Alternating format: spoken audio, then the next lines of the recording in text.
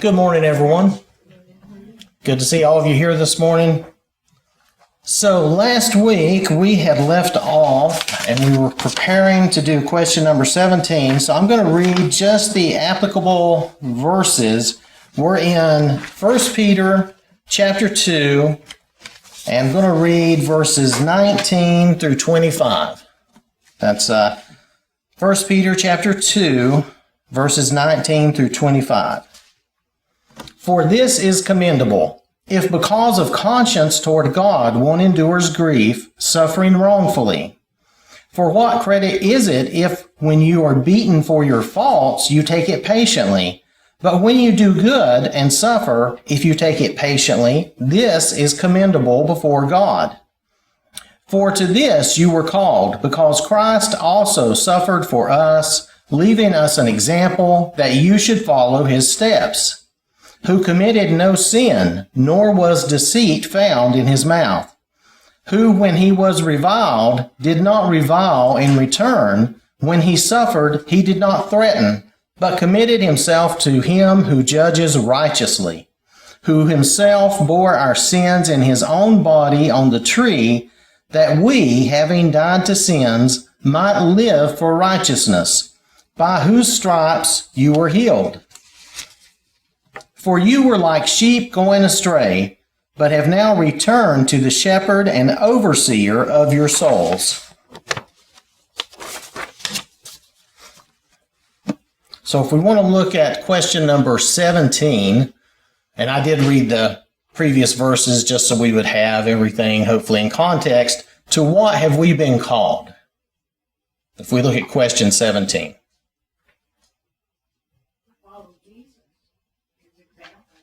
To follow the example that Jesus gave us, right? Right. To follow in the steps of Christ who suffered for us and gave us that example.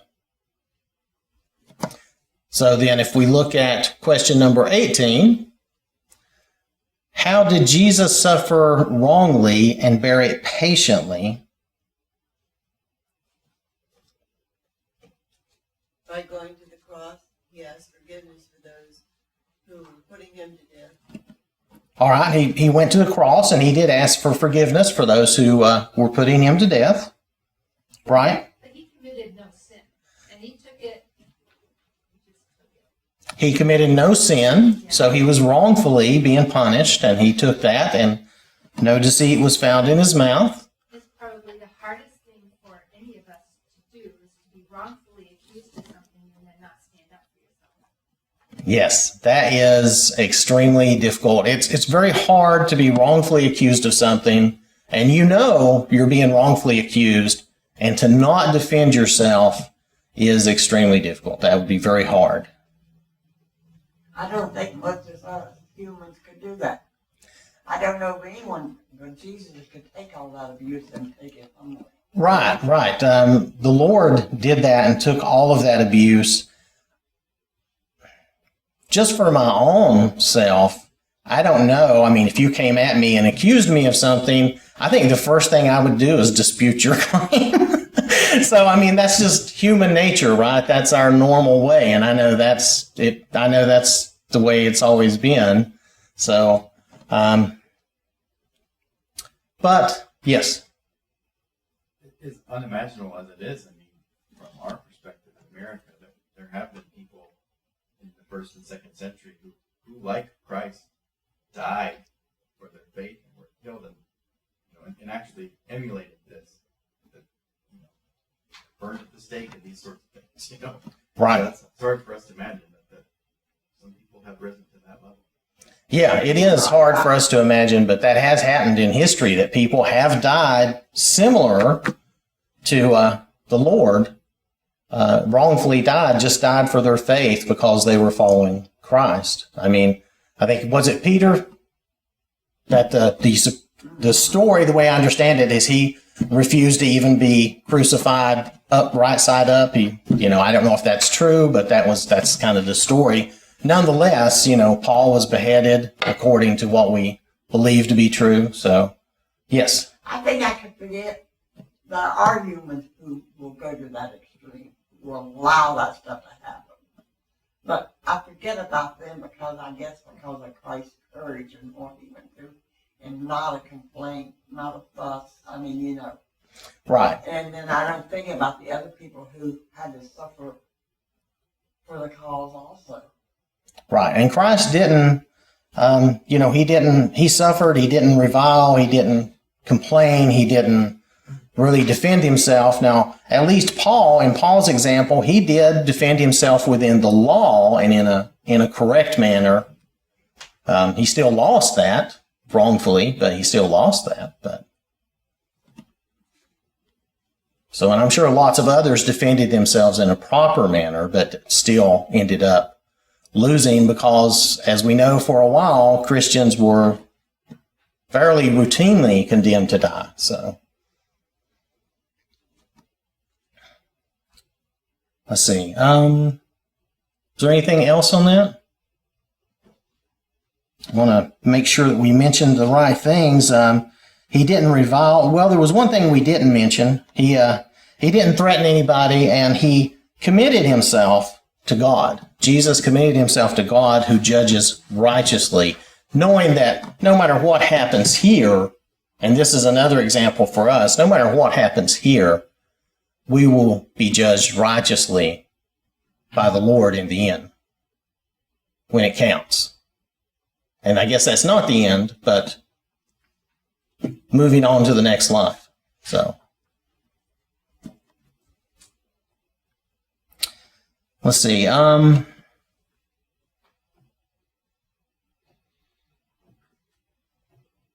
Okay, there's not a question 19, and I remember that was a little confusing for me, but I think, it's just a typo. It's a human book, right? So there's no question 19, but question 20, what good did Jesus accomplish by suffering the abuse he took, by suffering such abuse?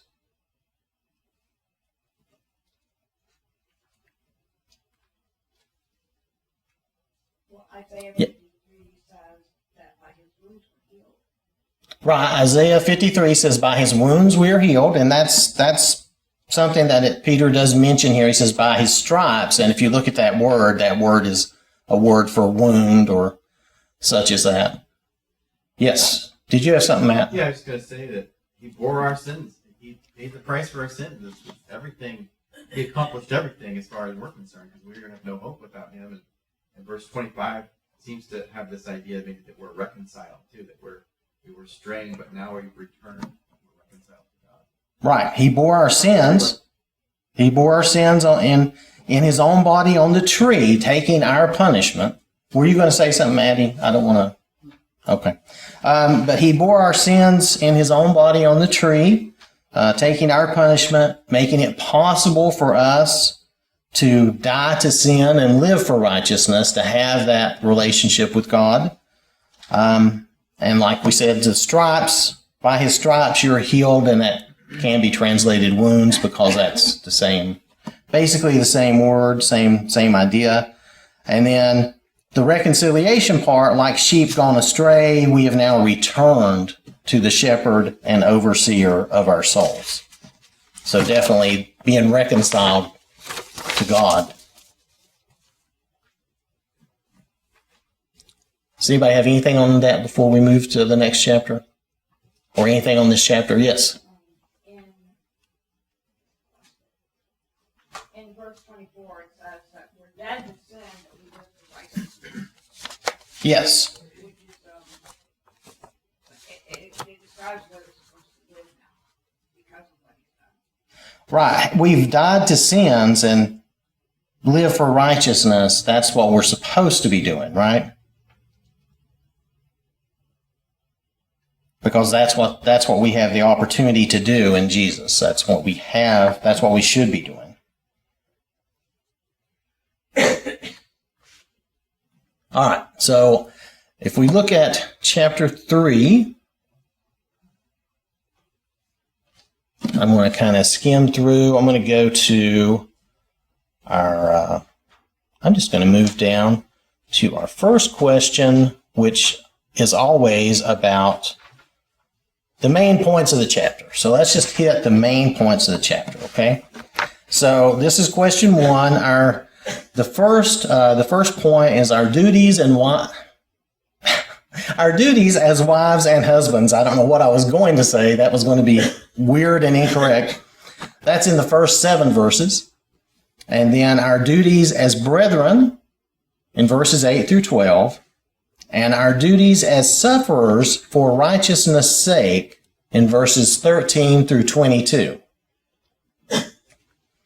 So let's read the first 7 verses of 1 Peter chapter 3. The first 7 verses. Wives, okay. I don't use this word a lot, I guess. Wives, likewise, be submissive to your own husbands, that even if some do not obey the word, they without a word may be won by the conduct of their wives, when they observe your chaste conduct accompanied by fear. Do not let your adornment be merely outward, arranging the hair, wearing gold, or putting on fine apparel. Rather, let it be the hidden person of the heart with the incorruptible beauty of a gentle and quiet spirit, which is very precious in the sight of God. For in this manner, in former times, the holy women who trusted in God also adorned themselves, being submissive to their own husbands. As Sarah obeyed Abraham, calling him Lord, whose daughters you are if you do good and are not afraid with any terror. Husbands likewise dwell with them with understanding, giving honor to the wife as to the weaker vessel, and as being heirs together of the grace of life, that your prayers may not be hindered. So if we look at question 2 here, what are wives told to be in regards to their husbands? To be submissive. To be Day and age, that doesn't happen. To be submissive, right? That's right. And I know today, in today's society, this is probably, a lot of this is kind of frowned upon in the way we read this and take this, but this is what God is telling us. So now it says why.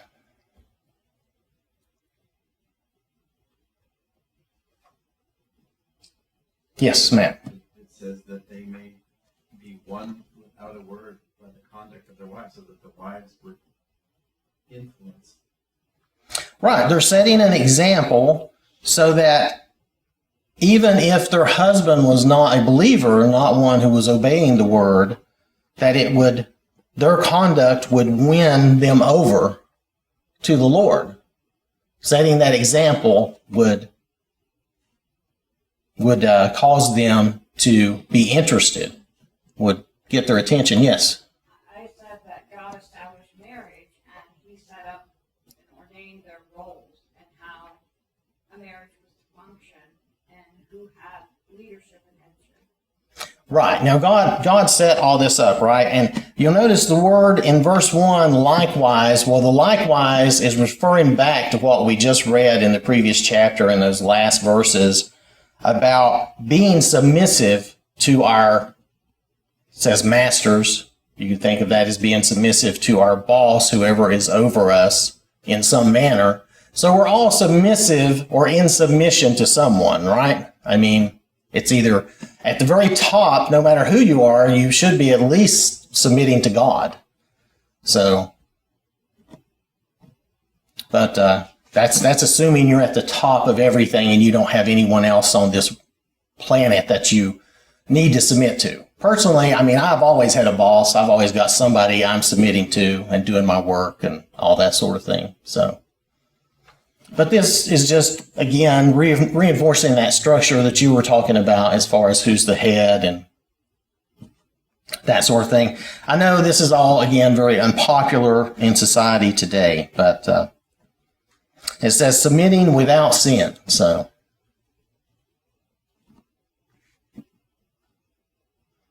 all right. So if we look at question 3, oh, well, we actually talked about that. What does Peter hope the unbelieving husbands will observe in their wives? Well, we kind of mentioned that. We didn't exactly. So what does he mention there in verse 2? Yes. The goal would be salvation, to save their souls. That's the goal. By seeing the example and the actions of a godly woman. Right. That's the goal of seeing that example. But there, here he says that they would see their chaste conduct accompanied by fear.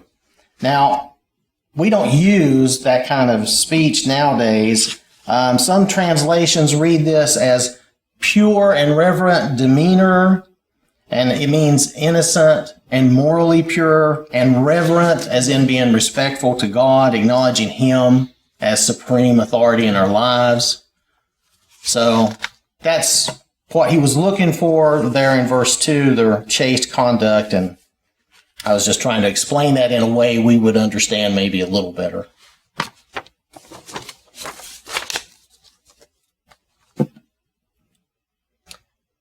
So if we look at question 4, what should not be the focus of their adornment?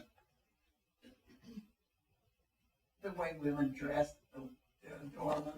I mean, you can, put your hair way up and Yeah. change it up, a big long earring. You remember the big beehives, and all.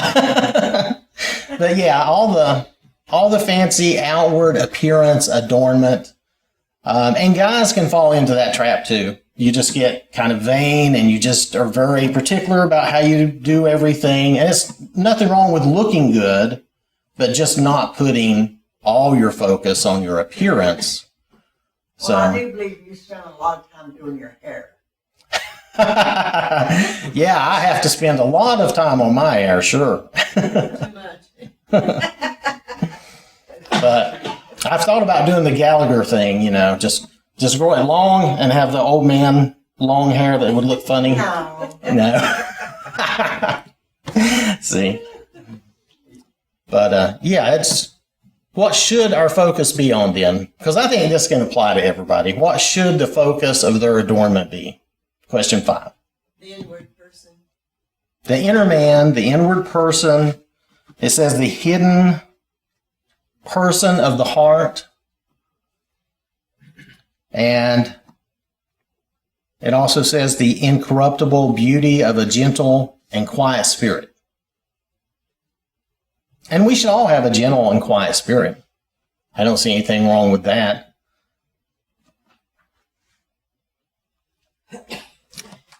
Yes.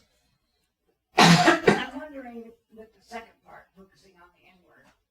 When we think about some ladies who tend to be loud and boisterous, maybe obnoxious, just they're present. Whether it's they wear a strong fragrance or they're dressed very fancy or they're just loud. That to me shows behavior that is having the wrong attitude in it. It shows the condition of the heart, which I think that kind of a lady I'm portraying kind of goes with someone who's focusing on the outward rather than having a gentle and quiet spirit.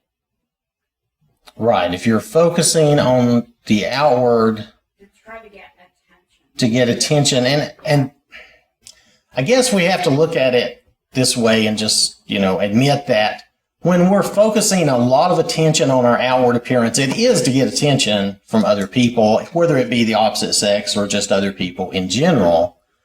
If we're focusing too much time on that, that is again, some selfish pursuit that we're doing. And with Yes. that, a lot of times comes a very opinionated woman who just is very adamant about her opinions and doesn't want to hear any other option. There are people in general, there are women that are that way, that are very opinionated and very forceful, and there are guys that are that way as well. And, it's very hard to speak to someone like that sometimes, and that can be overbearing. But, yes. I've known not a lot, but I've known some godly women that have adorned themselves in such a way where you say we shouldn't. and then they may be loud too, but they still have that inward heart, and it comes across with that personality that they have. Oh, you can be outgoing and loud, and you can look good, and not be, not be overbearing, or not be, abrasive, or, there's ways to do things. Yeah, there are proper ways, to do that, and to be loud and outgoing. There's nothing wrong with that per se. Thank you, because that's the way I am most of the time. I don't mean to be, it's just my nature to be outgoing. Oh, there's nothing wrong with that at all. Yeah, that's not what he's getting at here. And you have to remember too that he's talking here about our relationships with one another, right? So there's that. Relationships with wives and husbands. Did you have something, Matt? I guess just to fine tune what I think of anyway, maybe the word diva, right? So a woman who's just diva. It's all about her, and she's yes, just taking the whole scene, and it's all about spotlights on her, and she's ordering everyone around. That seems to be the diva that we shouldn't be. Right, we should be avoiding being a diva, yes, and being like that, wanting that spotlight and wanting to order everyone around and do all that. That's right. That's a good way to put it. Right. Does anybody have anything else on that before we move on? All right. So, question 6, right? So, what other women so adorned themselves and were submissive to their husbands? In other words, who's the example that we're given? The examples we were given was Sarah and Abraham. Right. But, there's so many others that you can think of. Right. That was really submissive to their husbands. Yeah. Sarah was the specific example. Esther's one. There's, it says holy women of God in the past. He kind of put everybody in the same group with that statement. Holy women of God in the past. But did mention specifically Sarah. I think of Ruth. And you think of Ruth? Mm-hmm. Okay, Ruth is good. Esther was a good example. Esther's good, yeah. And Rebecca. You go, once you start to, you just think of all the... you can just keep going, right? Yeah. So, if we look at question 7 then, how are husbands to treat their wives? Like they're the queen. Like they're the queen? Well, I didn't see that specifically stated, but... Well, it doesn't say it quite that way, but I'm sure that's... No, okay, it's... No. I mean, you make a point in a way, because part of the answer is we should be honoring our wives, as in valuing them and esteeming them highly as a part of ourselves. As with understanding. yes, with understanding. And when they say as to the weaker vessel, well, what's the vessel that we're referring to? The body, right? So we're just stating that typically, it's not 100% all the time, but typically the women are physically weaker, okay? Now, there are exceptions where you have a 6-foot woman who can kick your butt, but that's the exception. That's not normal. So, yes. Well, to make an argument for the queen idea, I guess when I think about the weaker vessel, I'm thinking like something you'd use in your kitchen and dining room, a vessel, like we have kind of this hutch thing that we put the fancy plates in, Then we have the regular everyday plates, and they just kind of go in the regular cabinet. So things that are maybe fancy and are easier to break and they're more valuable, you put in a special place and take special care of. And then the regular stuff, the plastic cups, tumblers. We call them tumblers because you drop them and everything. So I think that's in my mind. That's kind of what it goes to is that we honor our wives as a great treasure. Right, and going with that, I did see where there was at least one translation that said they were delicate. So or that at least in, what's the right word? Sort of made mention of being delicate anyway, as referring to the woman. So, delicate or fragile, I think.